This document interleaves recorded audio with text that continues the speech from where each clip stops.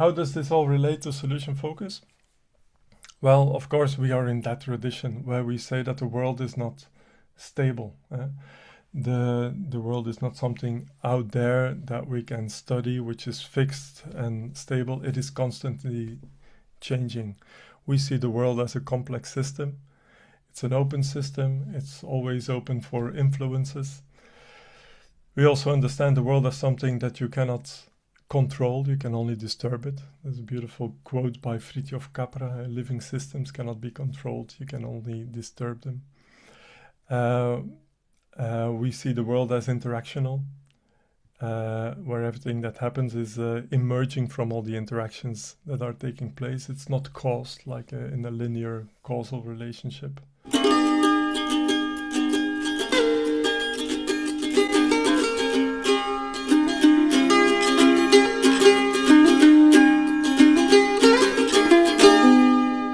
Thank you for being here, everybody.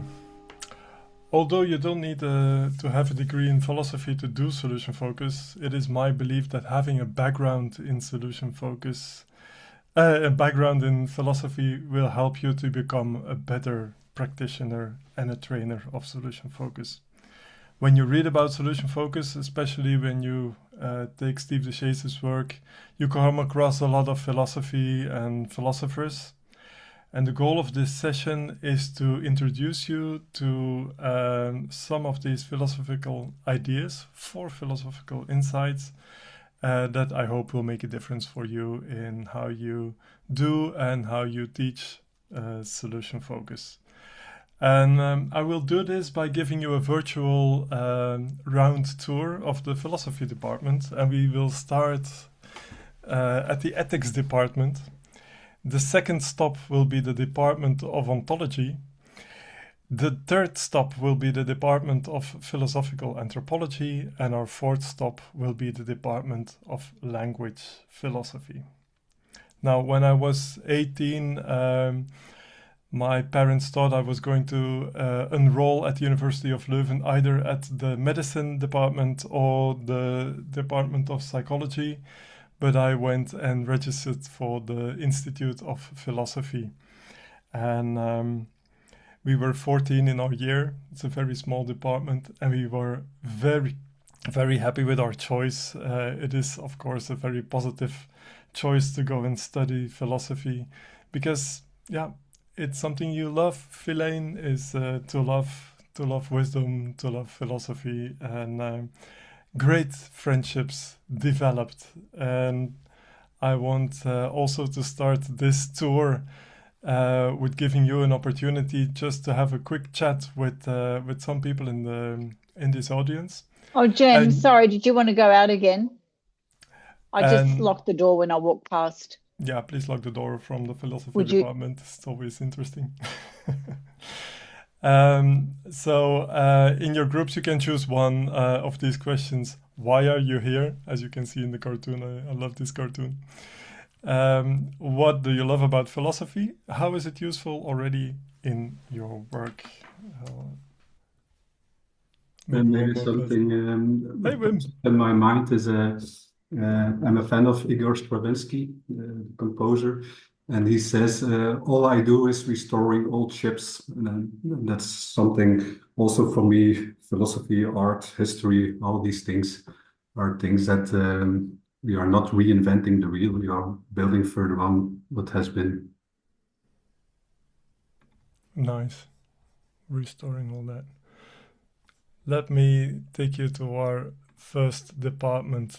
Ethics is, of course, the department where we ask the question, what do we need to do?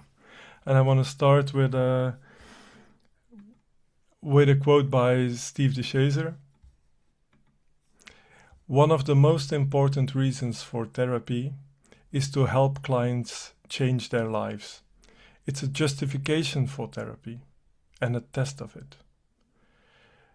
It's a justification that means it's why we are given the authority to work with these people, because they come to us with the question to change their lives. And it's also a test of it. This test is especially relevant for solution-focused therapy, which is organized to create positive change as quickly as possible. Solution-focused therapists treat this test as a major ethical standard to which they hold themselves accountable. The quote comes from Steve de Shazer and Gail Miller from the excellent article Solution-Focused Therapy as a Rumor. When people come to us with a question for help, they give us the authority to help them. We receive the mandate from our client, and this is an ethical relationship that is established, as Steve de Shazer points us to. Yeah. And what is an ethical relationship, or what is ethical here? It is an absolute proposal. It is something that is demanded of us. It's not relative. We don't have the choice here. And it's an absolute proposal. What is the difference between absolute and relative? There's a lecture by Wittgenstein from 1929 where he talks about ethics. And it's one of the few, especially in the early years of Wittgenstein's work, one of the few works where he talks about ethics, and it's a lecture that he gives. And there he explains what the difference is between an absolute proposal, an absolute proposition, and a relative proposition. And it's quite funny. He says, suppose you would catch me playing tennis. And you would say, Ludwig, you play very badly. And suppose I answered, I know, I'm playing badly, but I don't want to play any better. This is good enough for me. Yeah. And all the other would be, then that's all right. If that's Wittgenstein's choice of how he wants to play, that is of course okay. But, he continues, suppose I had told one of you a preposterous lie, and he came up to me and said, you're behaving like a beast, and then I were to say, I know I behave badly, but then I don't want to behave any better. Could he then say, then that's all right? Certainly not. He would say, well, you ought to want to behave better. And here you have an absolute judgment of value, whereas the first instance was only a relative judgment. Yeah. So we have the absolute obligation to create positive change in our clients' lives. And that is the thing that we take from ethics. And it reminds me of a philosopher that is not quoted by Steve de Shazer, but a philosopher I like very much. His name is Emmanuel Levinas, from Lithuania, but lived in France, in Paris. And Levinas is of course known for his ethics. And he says ethics is the first philosophy. It all starts from this ethical relationship. It's through the other that we feel obliged to go on a quest and look for truth. Another interesting thing that Levinas said is philosophy is not the love of wisdom, it is the wisdom of love. But what we know from Levinas is that this encounter with somebody else is what makes us responsible. And being with other people, you have people that you know that are familiar to you. He calls it the other with a small o. It's my daughter who just walked into this room not knowing that I was going to give a presentation. It's my wife, it's my friends, it's a lot of you here. And we just treat them familiar. We are familiar with these people, and this is a normal relationship that we have. The neighbor, you know what. Yeah. But there's also the other big O, and that is the one that knocks at our door and calls for help. Yeah. When somebody calls at your door and calls for help, you have three options, Levinas says. The first option is you could say, let's ignore that person. Let's ignore or pretend that we didn't hear that person knocking on the door. And suppose I'm giving this lecture to you all here, and there's a neighbor knocking at my door, and he's bleeding, and he calls for help. Yeah. I could pretend I didn't hear him, but I feel guilty. Yeah? And where does that guilt come from? That is from the interaction with that other person. So he makes me responsible, and I can try to pretend not to hear it, but it doesn't work. The second thing I can do is you invite that person into your home, and of course you would treat that person well, but you could make him part of this session, and you would not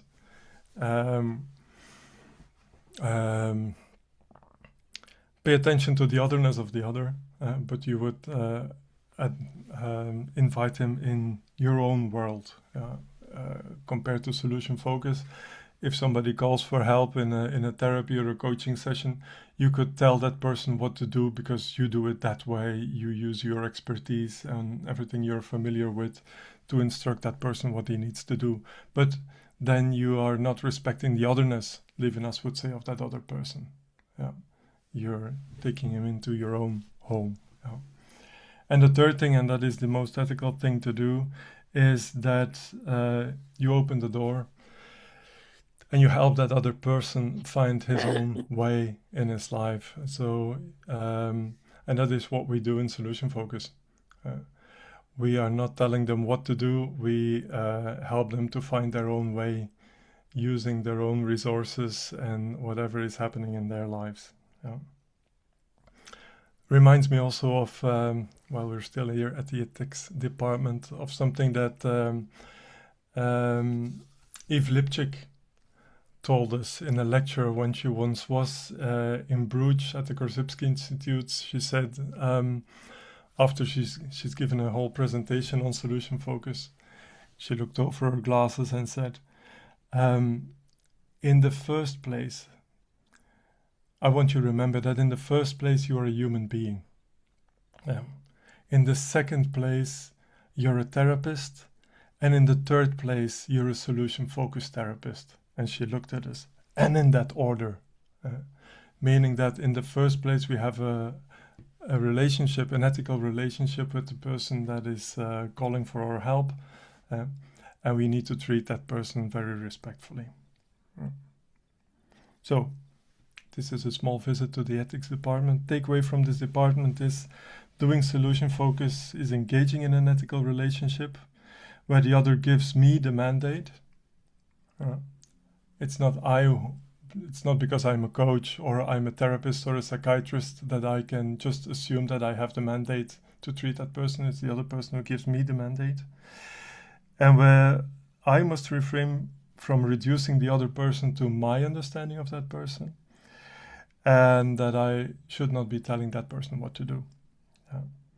So what do? I help that person discover his or her own way forward, and as quickly as possible. Yeah. Okay, that was the first stop. Second stop, we move from the ethics department to the Department of Metaphysics, or ontology. And ontology is the department where we ask questions like, what is it? What is reality? What is real?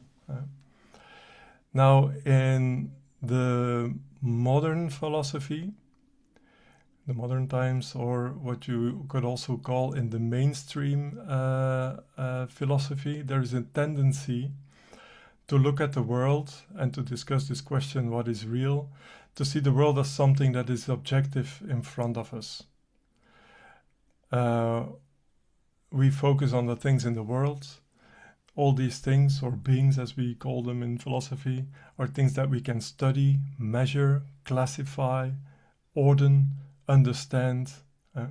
You could say in mainstream philosophy, we treat this whole being as something that we can classify in a simple system. Yeah. And this way of thinking is also found in science. There's a focus on understanding the world, measuring, finding the causes of why something is working this way or that way. And obviously this is not the way that we look at the world in solution focus. We are familiar with terms like we treat the world as a complex system, or the client or the family is a complex system. What does that mean?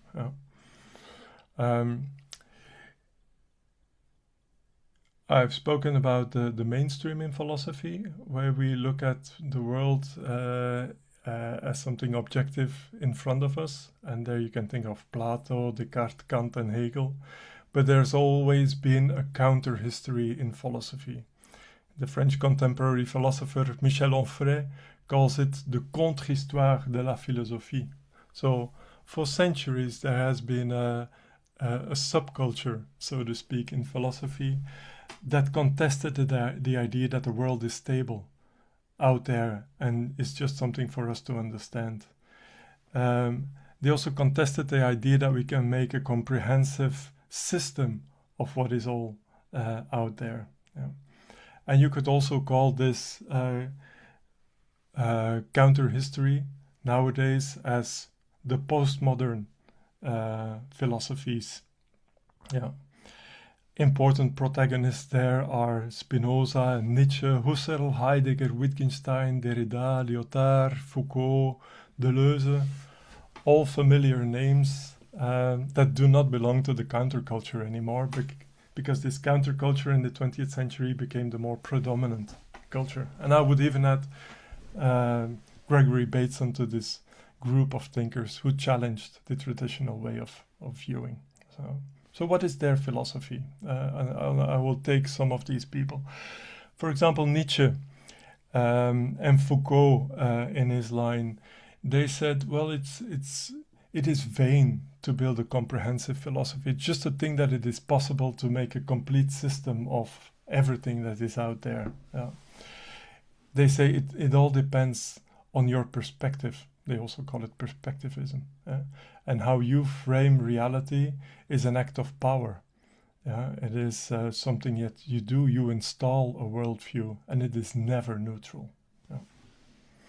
Husserl, Edmund Husserl, he said, in the mainstream philosophy, we have always been talking about things, studying things. And what we did not take into account is our intentionality, how our consciousness relates to the things that are among us. And we need to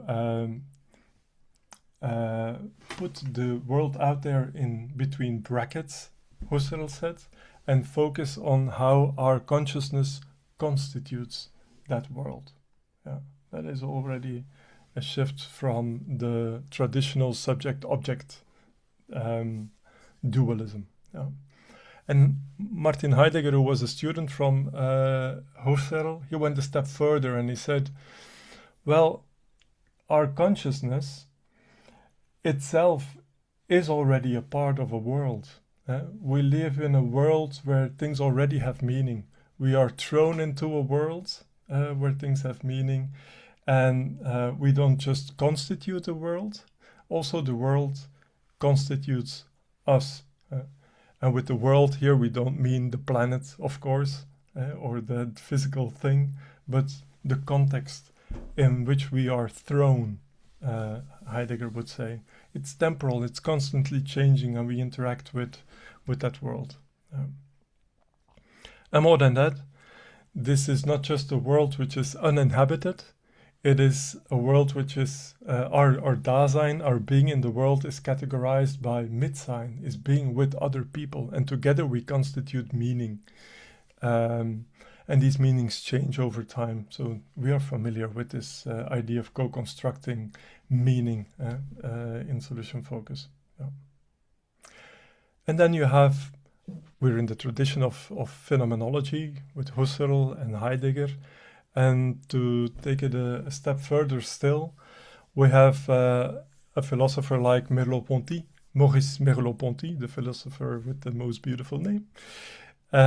He said, our being in the world is not just our consciousness or an interaction, it is a corporal interaction. Our relationship with the world is physical, it's not cognitive. And this was then further developed into inactivism. It's more contemporary philosophy, where they say that cognition is both embedded, our way of understanding is embedded first of all, embodied. We understand the world by our physical interactions with it. It is also embedded in a context, in that world that already constitutes us. We just don't give meaning from ourselves. The meaning is there already. It is also inactive, our cognition. It is not a passive observing relationship we have with the world, but it is explorative. We explore the world. It's inactive, and it's extended. Our cognition goes beyond our body. We use some cognitive processes, you could say, are taking part outside of our bodies. Like, for example, when you use a notebook, or you have links, or you have your smartphone, or maps, or books, or dashboards. This all contributes to our cognition. How does this all relate to solution focus? Well, of course, we are in that tradition where we say that the world is not stable. The world is not something out there that we can study, which is fixed and stable. It is constantly changing. We see the world as a complex system. It's an open system. It's always open for influences. We also understand the world as something that you cannot control. You can only disturb it. There's a beautiful quote by Fritjof Capra: living systems cannot be controlled. You can only disturb them.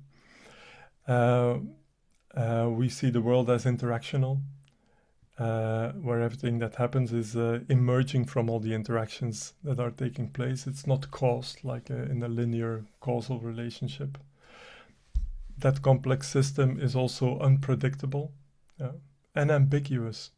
It can have different meanings, and these meanings change constantly. And we also know that small changes make huge differences. Other thing that we need to take away from this is that we, in solution focus, we of course not only see the world as not stable, but we also consider that we cannot study the client as an object which is out there. We are always already influencing that client. That's why Steve de Shazer said, you can't just talk about a client system. You always have to talk about the client therapy system. When you consider a family as a client system that you can study and maybe control, then you consider it as something that is outside of your influence of that system. No, you already are influencing that system already. And of course, meaning is co-constructed. Does this make sense? Any questions? So first stop was ethical department. Our relationship with the other is an ethical relationship, and he makes us responsible for good care of that person. Second stop was ontology department, where we consider the world as something that is constantly changing, and we interact with that world. Third stop is the department of philosophical anthropology.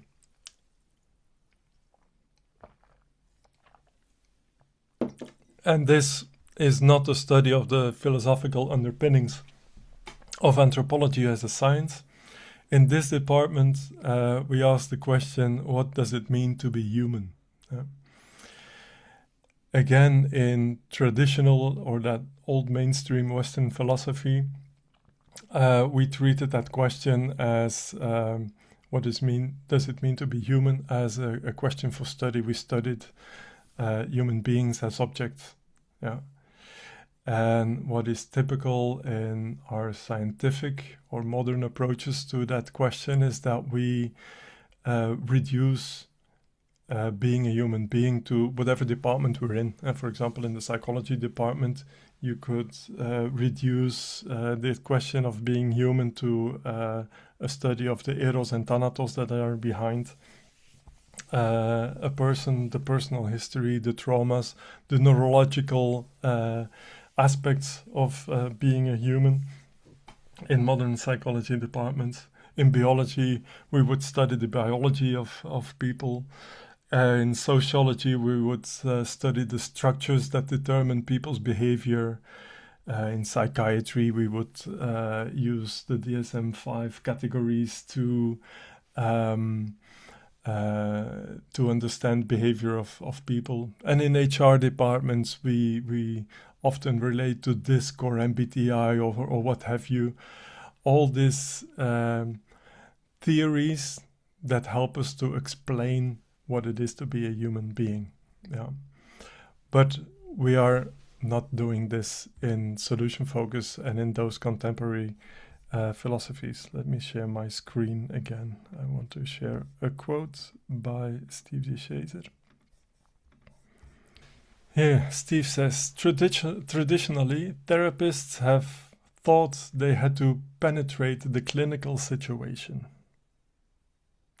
to see beneath or beyond the appearances. This is based on the assumption, which is a classical philosophical and scientific assumption, that the essence is hidden away in the psyche or in the system. However, other assumptions are possible. Perhaps nothing is hidden away and everything lies in plain sight. Instead of looking and constantly looking beneath or beyond the appearances, let us just look at what is open in plain sight. And of course, this is a reference to Wittgenstein's quote, "We must do away with all explanation." And explanation is typically a movement where what is seen is explained by referring to something else. And description alone must take its place. Yeah. This is, of course, what we do in solution focus. You could say that instead of going beneath or behind the appearances, what we find important is to remain at the surface, to look at people as our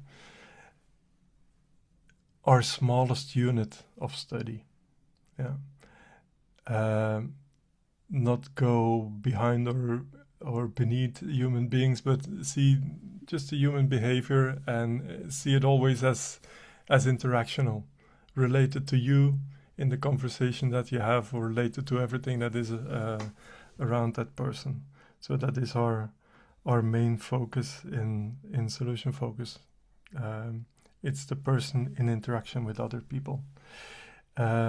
So it does also mean that we just don't focus on an individual in itself, because you could, I think it was Bateson who said, studying an individual as a unit in itself is ridiculous. Yeah, you can. It's like studying the anatomy of a half chicken. Yeah, it's ridiculous. People are always people in interaction with other people. Yeah. So we look at people in interaction. We're not explaining people by referring to neurological systems, underlying structures. Yeah. And that is also why in solution focus it is important not to talk about people, but to talk with people. A very obvious relationship that is there in our solution focus world is that we are there. Like when I'm sitting here in my office and I have a client sitting in the sofa over there, it is all about the interaction of that client also with me.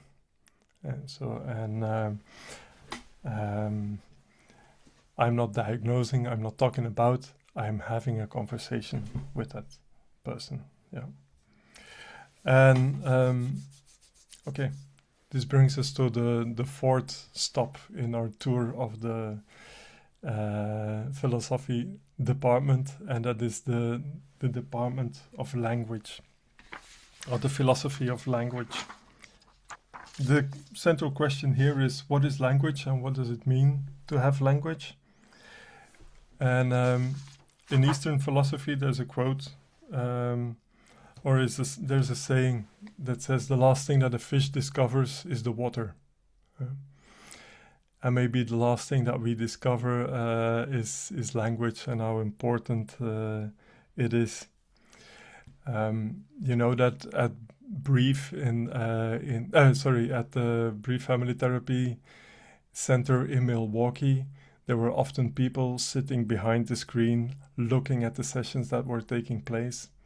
And on one particular day, Steve asked the office assistant to join in and to share her thoughts about what she was seeing. Yeah. And there was a session, a therapy session. I think it was Insuki in Berg who was doing a therapy session with a mother and a child, and they were talking about bedwetting and stuff like that. And after half an hour, that person that was sitting together with Steve behind the mirror got up and said, "Oh, this is boring. All they're doing in there is talking." And she left. And of course, Steve, being Steve, took that very seriously. And said, "Of course, that is what we do. All we do in there is talking." So the language that we use is very particular. Yeah. And let me share my screen again for some final slides. In that same article, Solution-Focused Brief Therapy as a Rumor, Steve de Shazer and Gail Miller write, "The solution-focused language game is designed to persuade clients that change is not only possible, but that it is already happening. It is, in other words, a rhetorical process designed to talk clients into solutions to their problems." And we all know this one. When we engage in a problem-focused language game, the problems only get bigger. When we engage in a solution-focused language game, new things emerge. And you could say that every question that we ask is like a door that we open in the imagination of our clients. And when we ask questions about what they want to be different, how that would look like, what is already happening that is going in the right direction, all the resources and counters that they can use, the possibilities, the next steps. In that conversation, we are changing the story of the client, and we are changing the way he navigates or she navigates or sees her world, and that of course changes our clients. And maybe this is appropriate, especially for the people in Europe, because we're almost ready to go to lunch. There's a nice quote by Mark, who said, "You cannot unscramble an egg." So when we ask solution-focused questions, we stretch the world of the client. And once that world has been stretched, there's no way of pretending that it didn't happen, that we didn't have these conversations. So it already makes changes. You cannot unscramble an egg. And of course, when people come to us, they come with a story, and it's a story of their lives and everything that is most of the time difficult. On a lucky occasion, you have a client who wants to talk about something that is going really well. I have one client, and every other year and a half, they give me a call and they say, "Oh, do you still remember me?" "Yes, of course. It is still going well in our department, so we would like to have a coaching so that we can find out what we are doing well." So that is a very nice client to have. So you do success analyses there. But most of the time people come with their story, and it's a story about a dreaded future or a problematic past or a situation that they're in. And we listen very carefully to that story. And we listen, and also the way that we listen makes a difference, because we are already disturbing that story just by the way we listen even. And I remember when we had training from Insu Kimberg in Bruges at the Korzybski Institute, she said, "You have to listen with your third ear, and your third ear is probably here." So when a client talks, you listen with your heart, and you fine-tune in your listening to what they say that is important to them, what they want, what is already working, and that is something that you can give back. And of course, we acknowledge the difficulties that there are, and we go and explore different aspects of their world by asking, what do you want instead? And all these solution-focused questions that we have. So, dear people, this is the end of our short tour of the philosophy department. We started at the ethics department because it's the first philosophy. We went to ontology and how we see the world, and how that shifted in the history of philosophy from a world that is out there that we need to study to a world which is very interactional and changing all the time, and where our study of that world also influences that world. And then we went to the philosophy of anthropology department, where we looked at how we see people as our, and the interactions of people as our main point of focus, and not what is behind or beneath that person. So we don't reduce people to these aspects. We remain at the surface, and then finally it all happens in language, and we're very familiar with the idea that the way we let people talk about their world is very influential and changes them. Yeah. So we still have some minutes, and might be interesting to have some moments to chat and talk about what you heard, what you take away from this small tour through the philosophy department. Would you prefer to do that in a small group or in a plenary? What are your takeaways from this tour at the philosophy department? How does this knowledge of philosophy affect you as a solution-focused practitioner? In many ways, I think, Suzanne,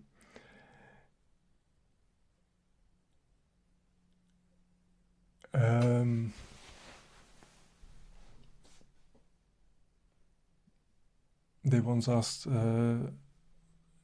Martin Heidegger, what can you do with philosophy? And he answered, nothing. Philosophy does something to you. It affects me on a very personal level, deep level. I think I come, like many of us, from a very scientific background.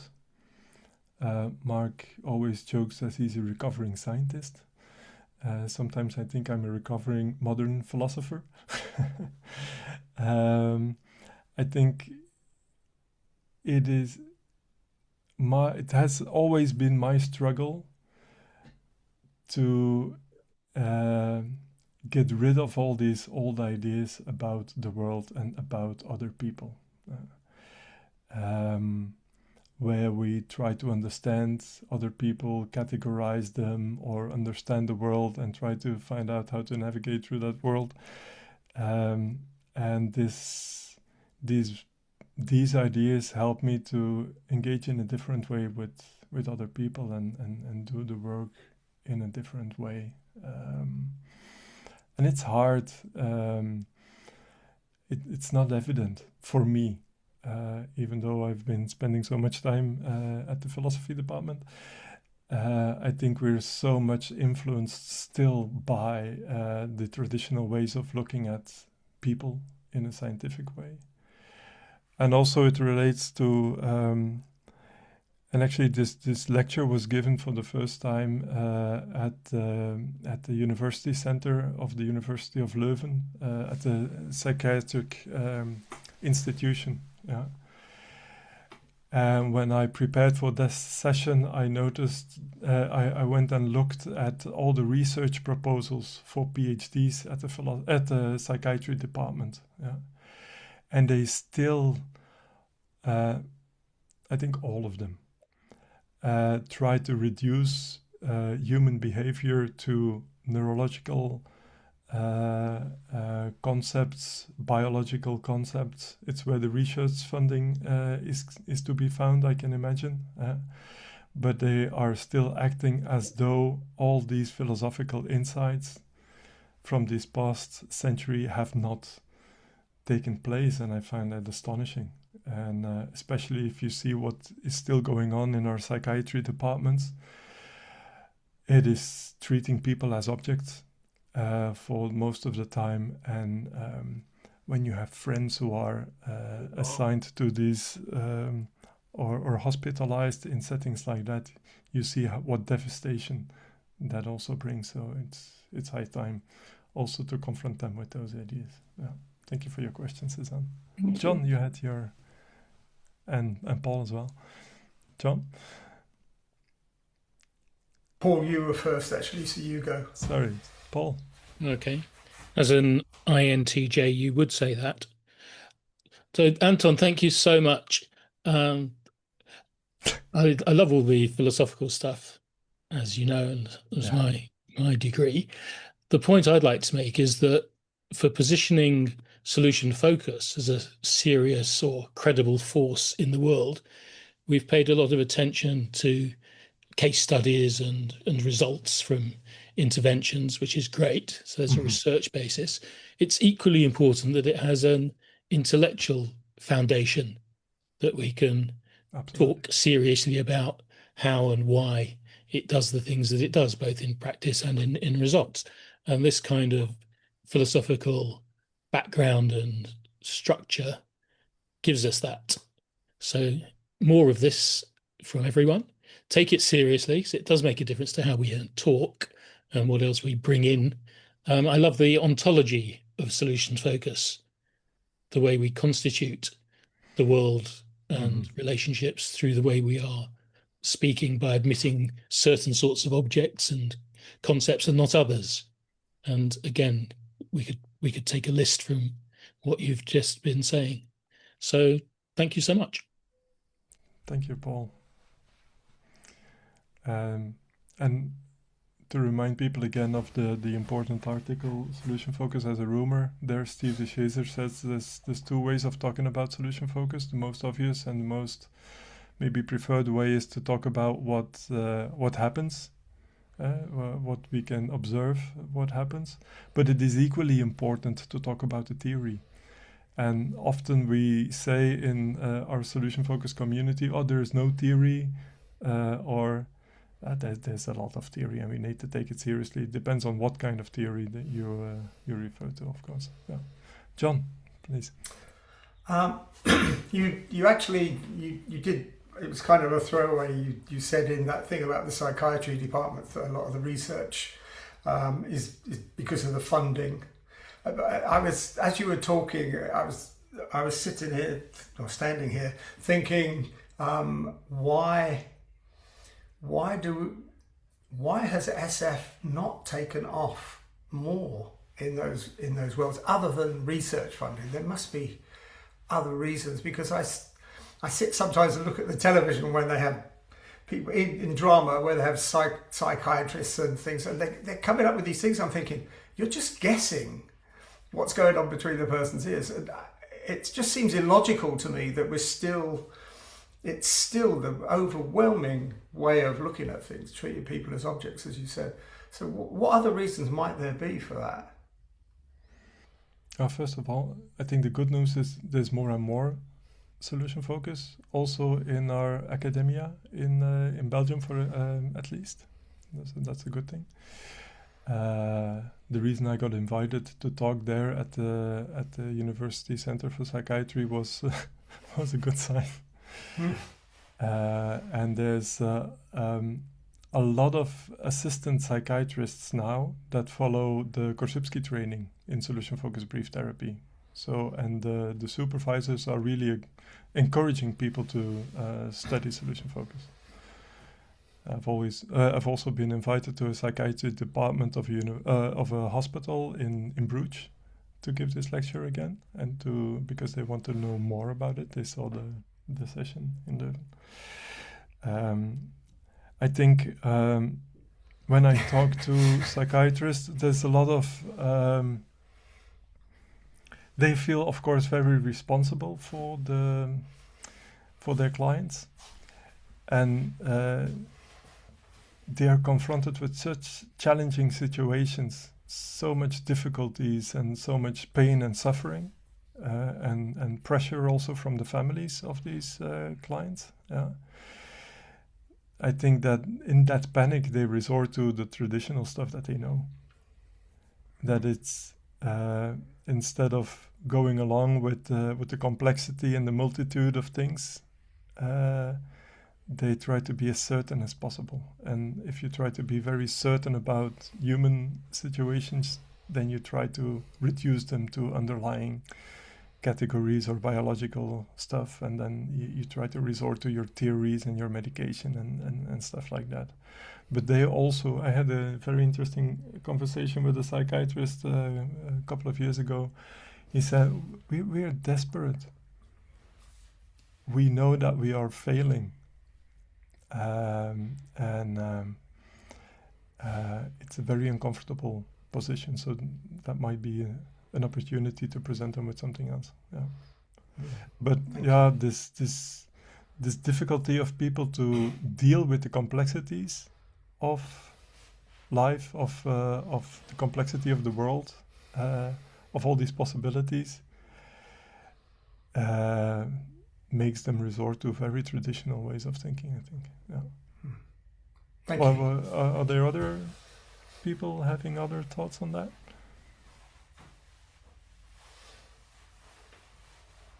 Just put it in the chat, and it reminds me of the movie The Ecology of Mind with Nora Bateson. And Bateson says, why do people work in these frames? And he says, it's convenient. Maybe sometimes it's for them necessary, but it's an illusion that you can capture the thing, but it's convenient.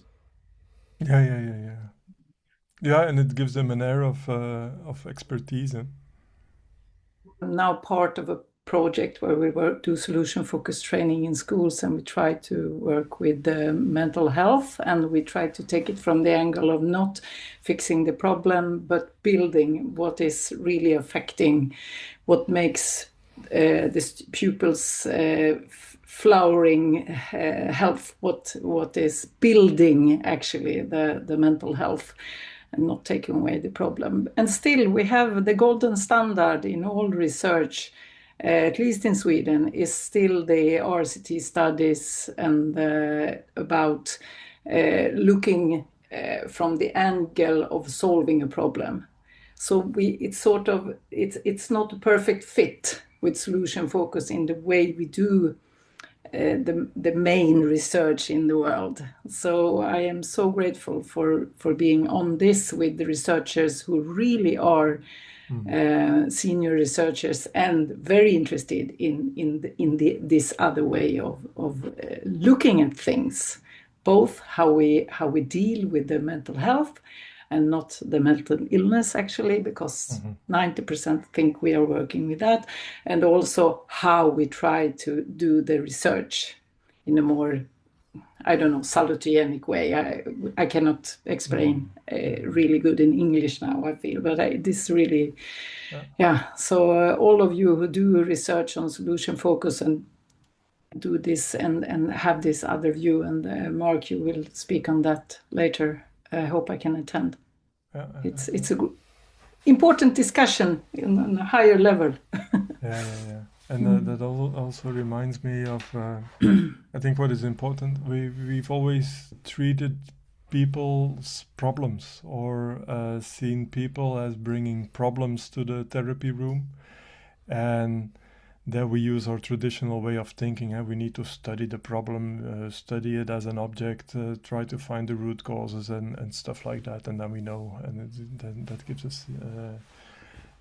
us certainty. And then if you can rely on traditional methods, then you feel safe and you followed all the methods, but in the end, if it works or not, as long as you follow the methods.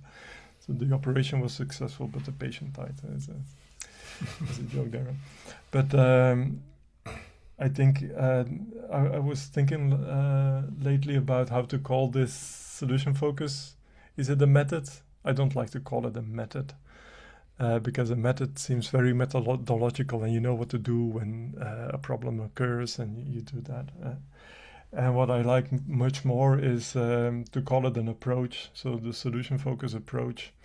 And what do you approach? You don't approach a problem, you come closer. Approach means you come closer. You come closer to a human being that comes to you because he or she has a question. Yeah.